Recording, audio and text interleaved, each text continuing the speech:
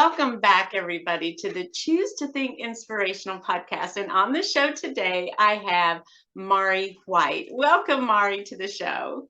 Hello. So excited to be here. Love your show so much. Yeah, well, I'm going to read your bio, but my son, who is like one of my best critics for the podcast, he said, Mom, stop reading those long bios because just get to the stuff. I'm like, I have to. So this time I made sure to say hello and let you speak before I went on. So anyway, oh my goodness, you're just such a beautiful and lovely person, Mari. And let me tell you, if you don't know Mari, let me tell you a little bit about her. I love the way your bio starts because you're a gummy bear addict.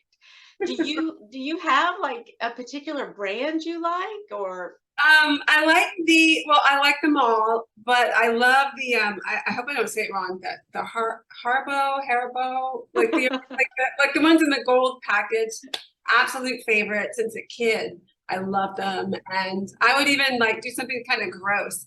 But it was a trend in elementary school. Take a gummy bear out the package, and you would lick the back of it, right? And you wear a white t-shirt and you would like stick them on. And you would like walk around all day. I know it sounds gross, but it was like a badge of honor in elementary school to rock all of your gummy bears, like, and do different lines. And then, if you ever get hungry or whatever, just pull it off. and there you go, instant treat right there. Exactly. You won't believe this, but that is my husband's favorite gummy bear also. He loves those. Yeah, I'm like, they're just give me chocolate. I mean, forget that. At least they're healthier maybe for you than at least they're low in fat. That's true. Now they're like sugary, sour, sweet kind too. So yes. All gummy bears. And I know you're a cat lover. I think I saw, what is your kitten's name, your cat's name? You know what? This is Emmy. Emmy. Emmy. I don't think she's very happy with me. She really wants to eat my chicken for lunch. So she's so pretty. Oh my goodness. And you're a bookworm. Okay, so we got those funsy facts out of the way, but a little bit more serious. Mari White is a two-time Emmy award-winning TV host, actress, and multi-award-winning producer. Trained by mentors from the Actors Studio, Mari has performed in various New York off-Broadway theaters, appeared in multiple films, shows, and commercials. She has graced the cover of various magazines, been featured in numerous print ads, and walked Fashion Week runways. That sounds exciting, a little bit. Let's see. As a versatile host, her credits range from Monday Night Football with ESPN to the first ever live online morning show, AOL Rise. Mari has had the honor of creating, partnering, and producing with Christian bands and celebrities to uplift and entertain others through God and family-centered media. And that's kind of what is going to connect us here today, because I recently got to watch the screener of First Responders. And when does that movie actually come out? October the 24th and it comes out on the 24th. So okay. 24th and 25th. So here shortly, it's going to be out, at least from the time that we're recording this interview here today. But could you talk a little bit about your character in the show and tell us what she's all about and what appealed to you to play that role? Oh, absolutely. It was such an honor to be considered for this film. I was so deeply touched when I received the phone call and they were talking about it. It's a wonderful film, pardon me, that really kind of highlights the human side of being a first responder. And my character, Nia, what I really like about her is she's a mom, she's a wife, it's her calling, she loves what she does, she's a police officer, and it's just what she loves to do. But you also realize there are other dynamics, like she is a wife. She has a great relationship with her husband. She's a great mom of 2 kids, but then she puts on her uniform and she goes to work. I love the evolution of not just my character, but all of the characters throughout the film, as there's the camaraderie and just the joy and the fun of having that common interests, whether you're, the firefighters, EMT, the paramedic, the police officer. There's a lot that you're going to see. You're putting yourself out there, but also the struggles that come along with it too. And I was blown away once I really dived in to the emotional aspect that comes along with what they go through. The PTSD, oops, dropped my phone, post-traumatic stress disorder. And I had no idea. Honestly, I just never really thought about it. I never really thought, how does that affect a person when you're driving the ambulance and you're picking up people who are hurt or something's not right? Or how would that affect someone going in and saving people from a fire and just mentally blocking out the fear to focus on your target of saving this life? And what happens if you can't save everybody? So I felt really bad because I never realized or took the time to think, what is that like? To have that empathy, that compassion, that sympathy. These are still human beings like all of us. We all struggle with different traumatic things that can happen, whether it's something from childhood or whether we were bullied as a kid or even as adults, if there's rejection or a difficult, past relationship. But can you imagine? These are things that I kind of feel like we're not really supposed to see so much, just all the struggles and the pain and the death and stuff. So I really enjoyed learning about that human side of just the struggles that go on. And there's like a fun love story in there, mixed in there too. And there's some fun, comical moments. So it's not, all heavy or anything, but I can't promise you're not going to tear up either. But it's very sweet. Wonderful cast, great crew. Like everyone was fantastic. It's definitely a movie that I think is going to make you smile, make you think, make you tear up a little bit, and just really walk out with a really nice appreciation for all mankind, really, whether you're like the saver or the savee, I should say, of all of it. So I get really excited about all this stuff, obviously. Oh, I can tell. Did you do anything, Mari, practical to help prepare for that role? I'm thinking years ago, I attended what we have in Lexington, in Kentucky. We have something called Citizens Police Academy. And I believe it was maybe a 6-8 week program.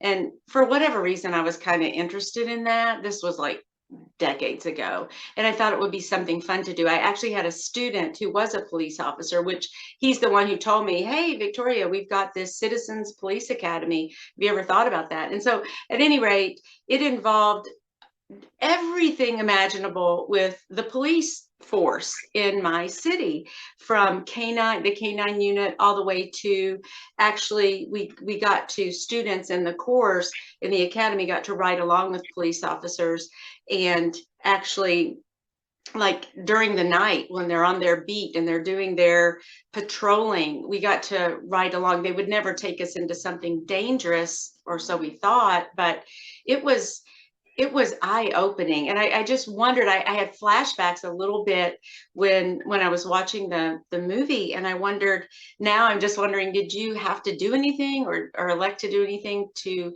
help you better prepare for that role?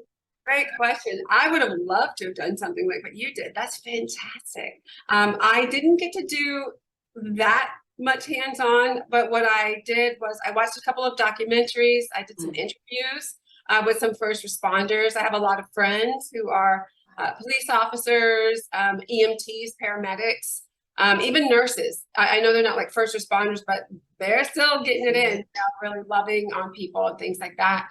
So I spoke with a lot of people, and I started to ask them intimate questions about, well, how do you feel when you leave work? How do you feel when you go into work? How does that affect you in your daily life?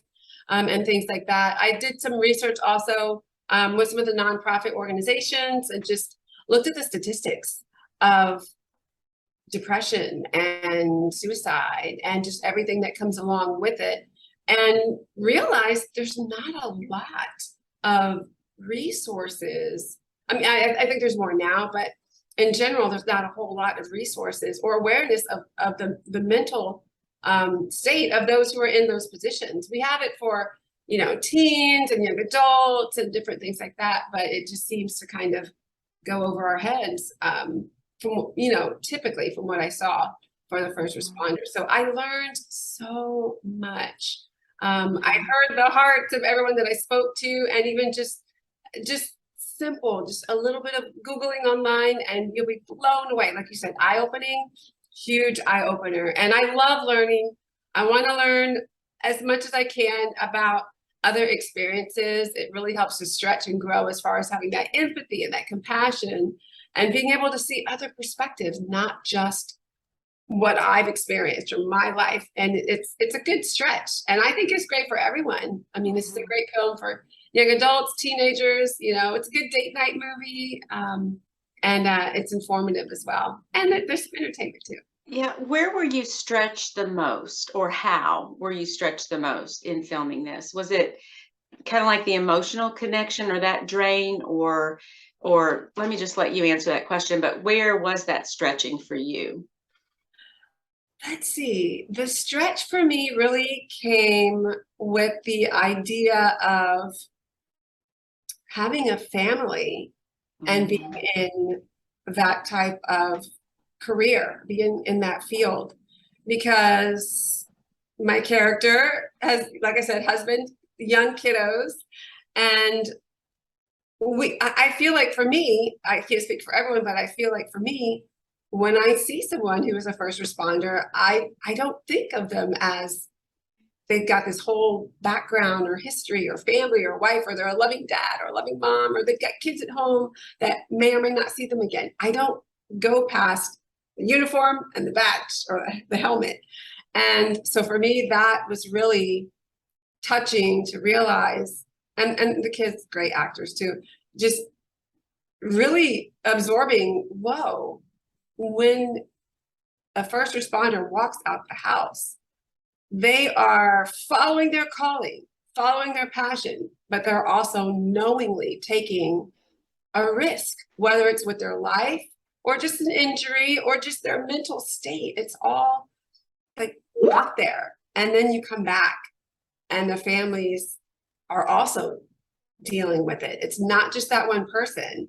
If dad comes home and he's really upset about something that he saw, he may not be super engaging with the kids, or he may be overly engaging with the kids, and so you never know. And that was the biggest eye-opener for me. And it really kind of ties back into the human side. Like we're all the same, we're so human.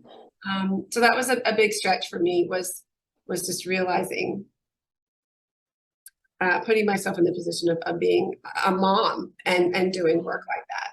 Yeah, we do seem to elevate that position in a way like, oh, they can handle it, or we take it for granted almost. Yet, like you said a moment ago, they're entering these scenarios, whether it's patrolling or pulling someone over for speeding, whatever it might be. Every single moment, it's like their life is in balance, whether they're rushing into that burning house and then, that, okay, that's really dangerous, especially dangerous, or just doing something ordinary. It's this, their lives are right there in the balance. And that has to take an emotional toll. Even the one night that I was on the patrol, there was some issue in a park, and then a lot of drug related stuff and alcohol related stuff. And just in this 12-hour period that I rode along, and it was, we went to this building where someone had, so I don't even remember. I was told to stay in the car at one point, but it was just, that was 12 hours for me. But for this individual, the police officer, that was his every single day job. And I also, sometimes, if you've ever come upon an accident on the interstate, and you may shoot up a quick prayer, oh Lord, please help whatever that is going on over there, and then we just drive on by, but somebody's going to come and visually see the trauma. And it's not just, the person in the accident, that might be their only traumatic event. the person coming to help and that first responder, that could be one of so many, like dominoes, one after another after another. It's traumatic for the one individual in certain ways, but it's one trauma. Yet these people have to deal with constant trauma. I don't know. Do you think it takes a certain kind of individual to do that, or where does the strength come from? Yeah, I can only imagine most of the people that I spoke to, this was their childhood dream. And they just felt like, I really want to do this. I want to save people. I want to help people in some way. I want to love on people. I want to make a difference in someone's life. So there's that drive and ambition to do that. But there is a little bit of a sacrifice. There's a self-sacrifice of that innocence and that purity of what's taken in, I believe, just my opinion. And someone mentioned something that was really thought-provoking for me is, let's say there's something kind of not so great to see. And maybe maybe there's like some blood everywhere or something. Someone comes there first, the first responders, and they clean it up. They're going to clean it up before the families come. They're the ones who are hugging the little kids if there's domestic violence and abuse at home, saying it's going to be okay. And you're comforting a child that you don't know, but you're like loving on them in that moment. And it's such a sacrifice, but giving of yourself. And I can only imagine how rewarding it is. And that's really what keeps them there. It's not the pay. Mm. You know what I mean? It's not Yep. going to be like some phenomenal, amazing, giant, humongous tax bracket that makes them millionaires. It's their heart and their compassion and their drive to want to give. I can't speak for everybody, but the people that I've spoken to and encountered with. Mm. So it's hard. Like, how do you love on people and want to help them, but also carry that burden at the same time? So it was just very, very eye-opening for me, like we said. And I'm so glad that I was able to learn and observe. And we had, real officers and first responders with us on set who were telling their own stories even, and showing how you do things and how to protect and how you protect yourself when you're approaching a car, and just like things I never would have thought of, like little subtle things that they do. Like, if this goes wrong, this is what we do. And who knows, maybe they weren't supposed to say those little like tips or secrets, but it just gave me a huge appreciation for all of it. Yeah, you mentioned something that I think is so important, Mari, about the reward of that. And I'm going to pull this kind of in a teeny bit of a different direction, but sometimes the listener, the viewer may not be a first responder. I don't even know what percentage might be. You just stumble upon this show, but we all have different occupations and we all do things differently in our lives, but sometimes we're met with trauma and with hardship. And a part of what I like to teach and what I try so hard to practice myself is pivoting. It's almost like a reframe. Yes, the reality is there has been trauma. However, from there, how can God turn that to good? Or what can I do? Do I dwell on that tragic? Do I dwell on that hardship and that trial? And I know I'm speaking to a lot of people now. Everyone faces trials and hurdles and hardships. And we have a choice in the matter. We can stay focused on the ickiness and the gore, if you will, of our trauma, or we can instead focus on what God says about it, what God says about himself, and what he says about me, even as a result of this trauma. It's a total different perspective. So when you mention that about, when I ask you, does that take a different kind of person, or how do they do this? I think you keyed in on something critically important, and that's that, yes, they're faced with all this trauma, but there is a reward. And the reward that no doubt is motivating them is one of service, and knowing that they could even be a part of saving a life. that that is motivating, and that would help you to, face these things with maybe with increased strength or stamina there. And it just reminded me of how we have to also shift our focus on just literally and practically in our lives and with what we think about. We've got to be very careful about what we focus on, and surely there's a way in our trial or hardship that we can focus on God, have God-centered thoughts, and also recognize that the reward will come there, a reward, some reward, or maybe we have something to contribute. Maybe we can share our story. A lot of different outcomes there, but that is really a profound takeaway, I think, there. As I was watching the movie, one element that I kept thinking about was fear, the element of fear. And as Christians, how do we handle fear? Do you have any thoughts on that? Because I'm thinking of the gentleman who played the father, with I can't think of his name. I didn't take that note of that, but his relationship with his wife and the trauma that he experienced, or even the fear of the wife losing her husband. Like you mentioned even earlier, we don't know the struggles that they go through back at home. It doesn't just impact them, it impacts their whole family. So did you have any ideas, or did you get any feedback on really how to handle fear in any kind of practical way?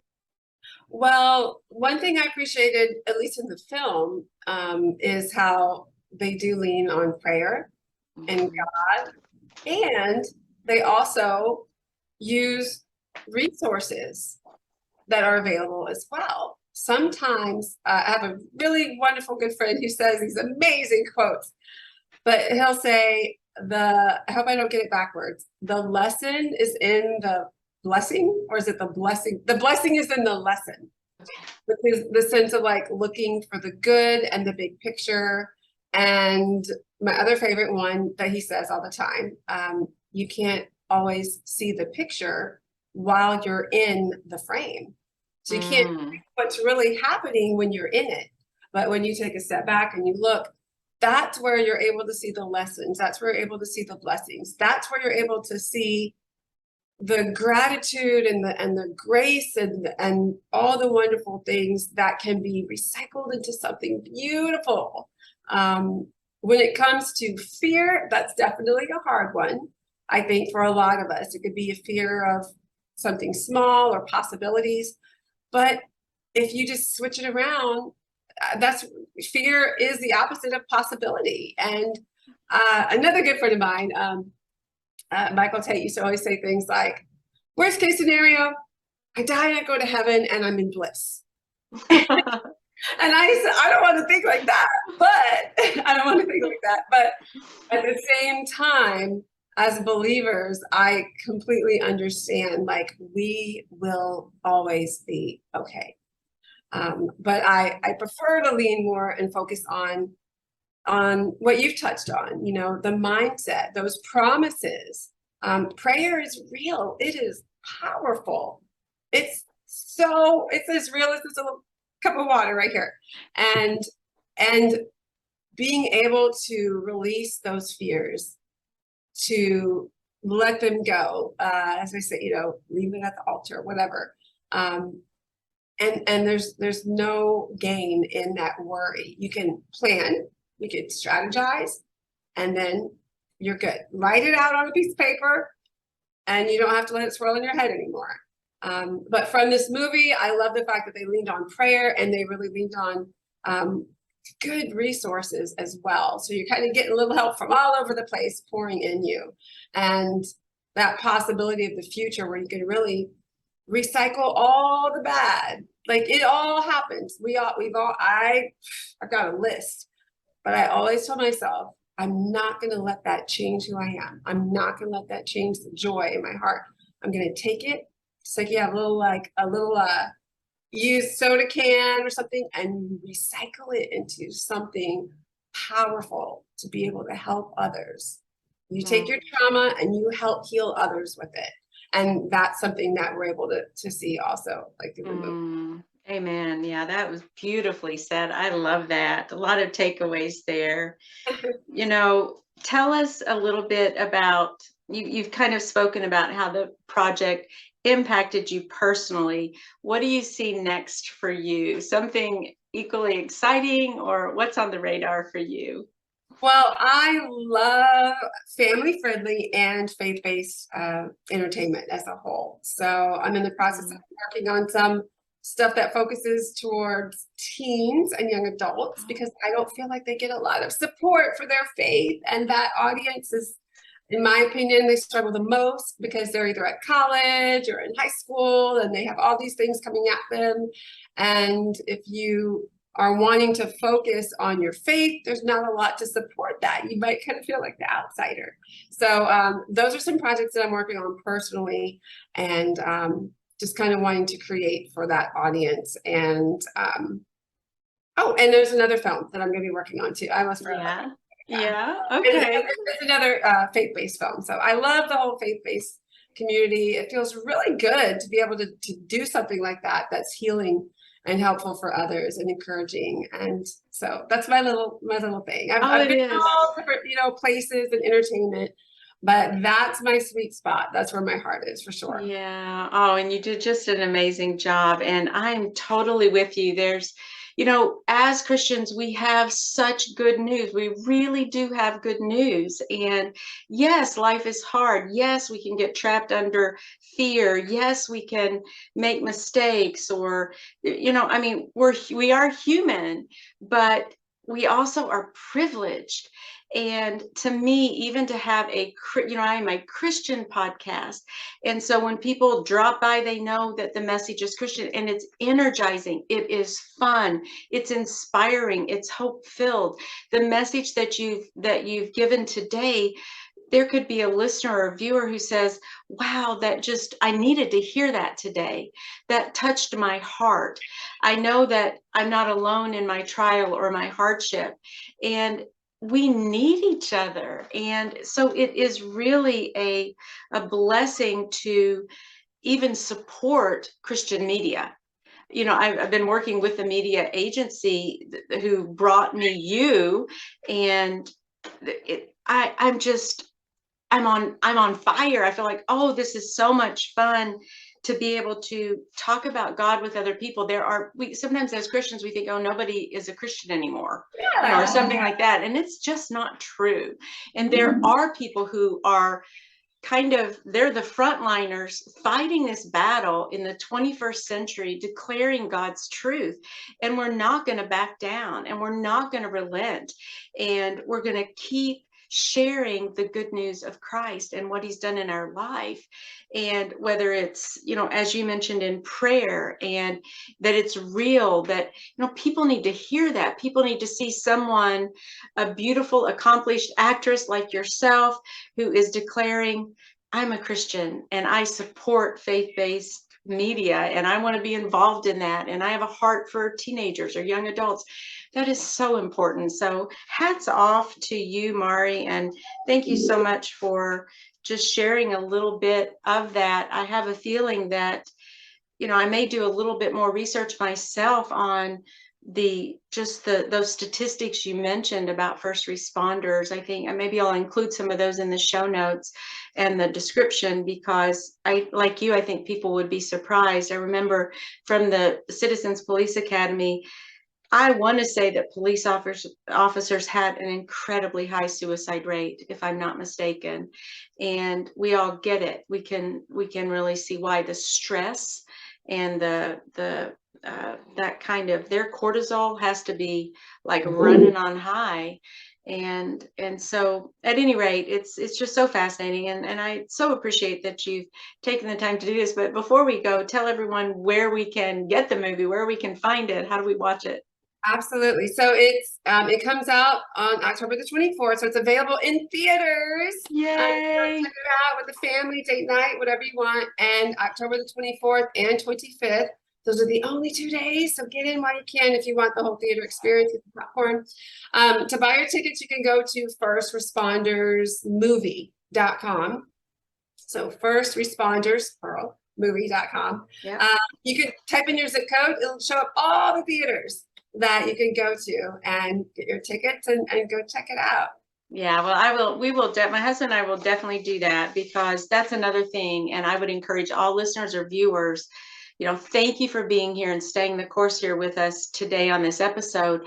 But from there, I would invite you and even kind of charge you or call you to support Christian media, faith-based media, because it's that in and of itself is not an easy run. And that's it. There are additional difficulties, I'm sure, there, but we need to rise up and support other businesses and companies who are trying their best to spread the good news and to say that there is something to living, and God can definitely be a part of this, and we need each other, and we need God, and God is real in our lives. And so definitely get out there. I will put the firstrespondermovie.com. I'll put that link also in the notes, and everyone can take a look. So thank you so much for coming on. And I just thank you so much. And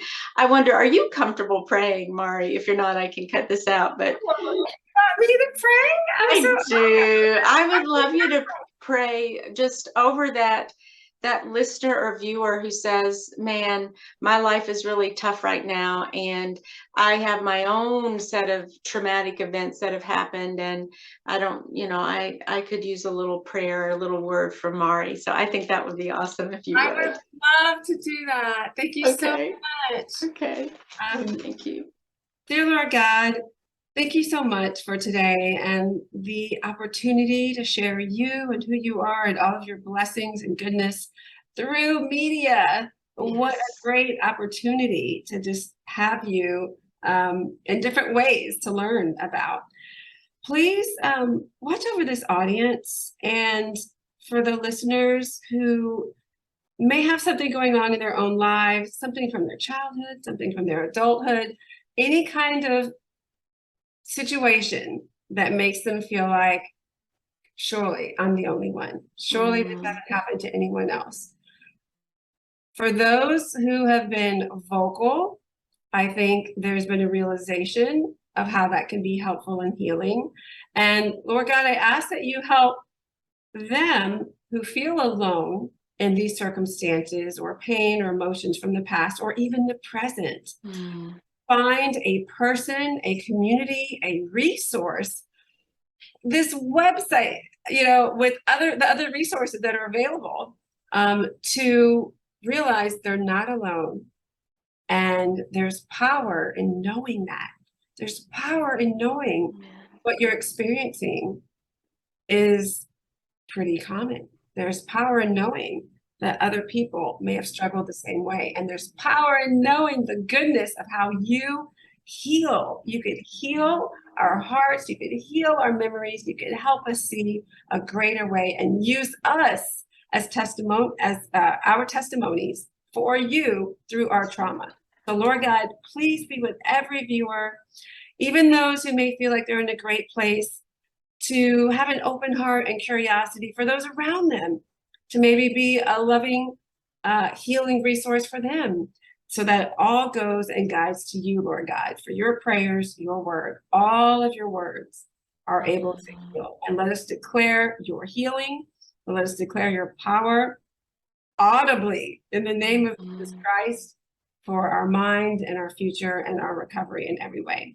Thank you so much, God. And thank you for letting me be able to talk a lot in your name. Amen. Oh my gosh, that was beautiful. Thank you, Mari. I love that. I meant to ask you beforehand, would you mind praying? So I didn't have to put you on the spot like that, but thank you so much. That was just a beautiful prayer. And I can't wait to have this episode drop and just share you with everybody else. So we appreciate you so much. Thank you so much, and keep up the great work. I love so much what you're doing. It's awesome. Just keep it up. You're helping so many people. Yeah, we have to have you back. Let's have you back because you're so fun and the energy is just so there.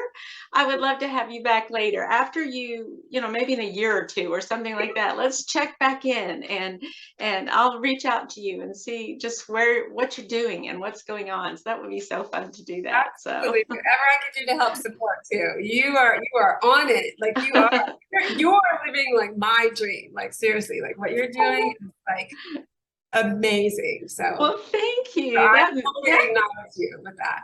Oh my gosh, that means a lot to me, because sometimes, this is I'm not going to say a lonely job, because it's not really lonely, but you sometimes can feel like you're just this little lone ranger or whatever. I don't, we just keep doing it, or I do. I just think, Lord, you've called me to do this. I have a lot of fun doing it. It's such a blessing doing it. I get to meet amazing people like you. And so we're working kind of together, and we're talking about God and his word and his truths, and how powerfully that impacts our life. And so I'm just going to keep doing it. I kind of have to put the blinders on and just say, I'm just, why not? And I wish I had a clever phrase like some of your friends, but I don't. But I just think I'm just going to keep on having fun until maybe there's something else. So I don't know, but I do appreciate the comment and the encouragement there. So that's awesome. So thank you so much again for appearing on the show. Thank you.